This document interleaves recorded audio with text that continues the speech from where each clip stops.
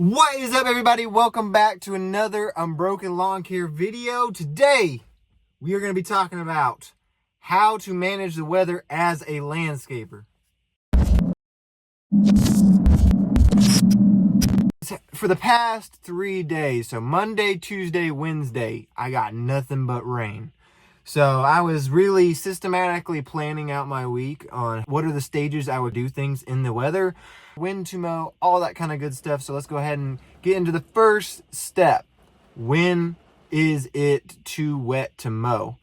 I would say if it is rained more than 3 hours and there's a good constant heavy rain, then I would go ahead and call it. The way I would call a lawn is if the driveway is completely wet, and when I know when to start going back out or watching it is when the edges of the driveway are just drying out.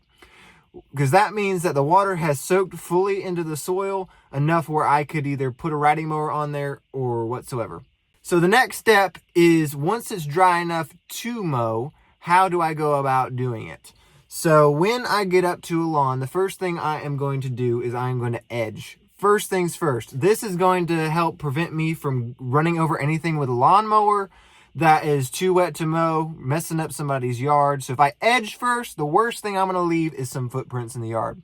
That way, what is mushy, I can get a feel for the yard, where are the wet spots at, so I can go ahead and weed whack and trim them down.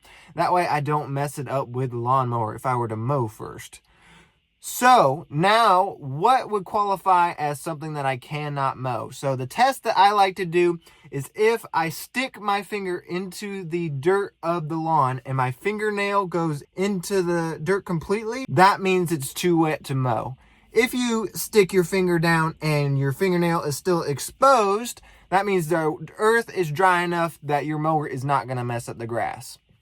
So first off, you want to edge all those areas that you cannot mow.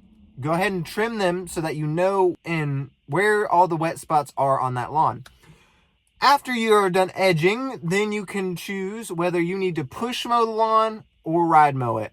I always say use your lightest riding mower that you can if you feel comfortable with that. If you do not feel comfortable with that, please do not mess up somebody's yard. Go ahead and either push mow it or wait till another day that it is dry enough for you to actually mow. So what I like to do is I like to prioritize those smaller yards first and knock them out first so that the bigger yards can dry out, the ones that are going to take me the longest with a push mower. So I can go ahead and ride mow those once they're dry. So prioritize the small yards. What also you need to prioritize is your bi-weekly clients. Those ones that don't get mowed every week, that are already overgrown, that waiting 3 weeks would be way too rough on them. Because when we move on to the next part of what happens if it rains so much that you can't get everything done, your bi-weeklies are going to be one of the first ones you want to get done. All right, moving after that, stage 3, once you've trimmed, you've edged, you've mowed, now it goes on to the blowing phase. So what you're going to do with it is you're not just going to blow out the driveway. If there's any clumps left over, especially as that grass gets wet, it likes to clump together. I want you to take your strongest blower. I want you to work backwards from the lawn. So you're going to point the blower where at a starting point, and I want you to walk backwards and blow those clumps out. That'll disperse them out evenly, so you're not blowing the clumps closer together, you're blowing them farther apart. Once you do that, now you are pretty much done with the lawn. And that would be if it was wet. Now, I'm going to go into what happens if the lawn is just too wet, there's no way you're going to be able to mow, you're going to fall behind, all that kind of stuff. So what I like to do, and the most important part of mowing wet lawns or having a lawn care business in general, is making sure you're reserving Fridays and Saturdays of occasional weather delays. So right now how I set up, I have Monday through Thursday locked in for my mowing. Friday and Saturday are locked in for either landscape projects or they're locked in for weather delays. So if my Monday is just completely rained out, I'm going to move everybody over one day. If it mows on Tuesday, everybody on Tuesday and on is going to get moved over to that Friday slot. If it rains 2 days, now I don't like to do this, but sometimes it happens, I am going to go ahead and move those lawns over to Saturday. I try to get every that I can the soonest I can. So if you're on Monday's route and it rains on Monday, I'm knocking out my Monday on Tuesday. If it rains on Tuesday, I'm knocking out Tuesday on Wednesday, so forth. Always mow those lawns in order so you're not having to mow more grass than you really need to. All right, now if it rains so much to the point where you're not going to get everybody done. I already went over mowing the smaller yards first. You need to prioritize those bi-weekly cuts. Because they're already waiting 14 days before you mow the grass, the priority of mowing those ones that are already overgrown versus the ones that could wait a week when you have weekly clients, I like to prioritize those bi-weekly cuts first. That way I get them out of the way. There's no hassle of, oh, you only came once or twice this month. You only came once instead of twice. All this kind of hassle with the clients. Some clients, the good clients are going to tell you, go ahead and charge me. But sometimes the bad clients can be like, hey, you only mowed it one time this month. I want to be charged for one time, especially if you're billing monthly like me. So prioritize the bi-weeklies. After that, I like to prioritize, like I said. So I go bi-weekly, small yards, and then I go weekly lawns. Okay? Because worst case scenario, even if I get all my bi-weeklies done, I can always move those weekly clients over 1 week. And I'm not worried about them getting too overgrown, and they have time to dry out. All right, another tip before I move on to the next stage of how I break down mowing wet grass is hills, air units, inclines. When you are using big, heavy lawnmowers and you're used to dry turf, sometimes you can get away with mowing some of those hills. But when it is wet, you are going to slip and slide down that hill. So make sure, even if the hills aren't wet, make sure you are trimming those hills with the weed eater. That way you're not leaving those ruts on one side of that lawn.